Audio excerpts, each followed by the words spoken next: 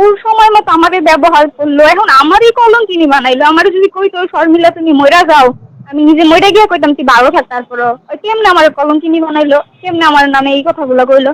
আমি ওর বাসে ফোন চালাই, ফোন কি জিনিস আমি দেখি নাই 4 মাস এতদিন আমার সংসার। আমার হাজবেন্ড ও যদি আমার মাইরা কাইটাও ফেলায়, আমি তার কাছে গিয়ে বলবো না যে আমার হাজবেন্ড আমার মারছে বা ও আমার সংসারে সুখ দিতেছে না। সোশ্যাল মিডিয়াতে আপনারা যে ভিডিওগুলো দেখেন ওইগুলা সব মানে ছবি তো ছবি, সোশ্যাল মিডিয়ায় যেগুলো আছে ওইগুলা সোশ্যাল মিডিয়ার মতো, বাস্তব জীবনের সাথে মিল নাই।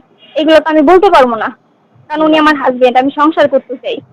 প্রত্যেকটা ভিডিওতে আমার উপর টর্চার করে ভিডিও করছে। কোনো কন্টেন্ট ক্রিয়েটর তার বউর সাথে এত খারাপ ব্যবহার করে নাই।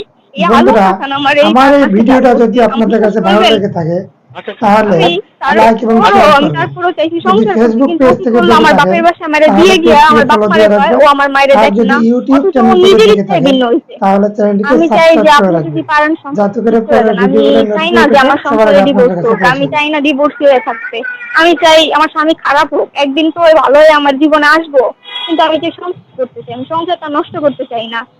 সংসারে গিয়ে কষ্ট করে আমি ওর টাকা হয়তো বা, কিন্তু আমি নিজের হাতে ওই ফার্নিচার গুলা কিনছি ওর সাথে গিয়ে, আমি নিজের হাতে টুকটাক যাই জিনিস কিনছি আমি নিজের হাতে। ওই আলম হাসান বলতে পারবো না যে আমি শর্মিলারে একটা স্বর্ণের চেন কিনা দিছি, একটা 3 পিস কিনা দিছি, মার্কেটে নিয়ে গিয়ে ওরে শপিং করাইছি, একদিন ওরে নিয়ে রেস্টুরেন্টে খাওয়াইছি। এগুলো আলম হাসান বলতে পারবো না এই 4 মাসের মধ্যে। শুধু ওর থেকে আবদারের মধ্যে এটাই চাইছি আমার সংসারে এই জিনিসটা লাগবো, একটা ফ্রি বেলুন লাগবো, একটা পাতিলা লাগবো। এগুলা চাওয়া ছাড়া আমি আলম হাসান থেকে কিছু চাই নাই এই পর্যন্ত।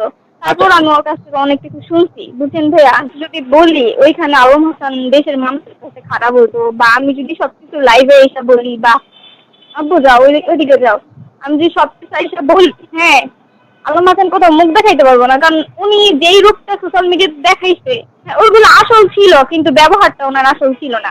আমি কাজ করতেছি, উনি ওই সময় গিয়ে ভিডিও করছে, বলে ঠিক হয় আমি ভিডিও করতেছি। ও আমারে কালকে রাত্রি আমার আম্মুরে বুঝাইলে এত সুন্দর করে, আমার আম্মু আম্মুর জায়গায় যদি অন্য কেউ হইতো তার মেয়ের এত প্রেশার দিত, ওনারা কিন্তু তার সাথে ঝগড়া করতো বা অন্য অনেক বিষয় নিয়ে কথা বলতো। কিন্তু আমার আব্বু আম্মুরে কিছু না বললে আমার আম্মুরে বুঝাইছে, বুঝাই বলতেছে দেখো তুমি আমার মেয়েরে বিয়ে করছো, আমরা তোমার কাছে জোর করে দিইনি, তুমি নিজের ইচ্ছায় বিয়ে করছো। সে জায়গায় আমার মেয়ের সাথে এরকম আচরণ করার মানে কি? ও এগুলোর কোনো উত্তর দিল না, মানে কথা বললে শেষ হইব না। ও কালকে রাত্রে আমার বলে তোরে 10 দিনের ভিতরে তালাক দিব আর 2 মাসের মধ্যে তোর ভিডিও ডিলিট করে দিব। তার মানে কি বুঝাইতেছে? ও 2 মাস পরে আমার ভিডিও ডিলিট করবো আর 10 দিন পরে আমার তালাক দিবে, এটার মানে কি ভাই?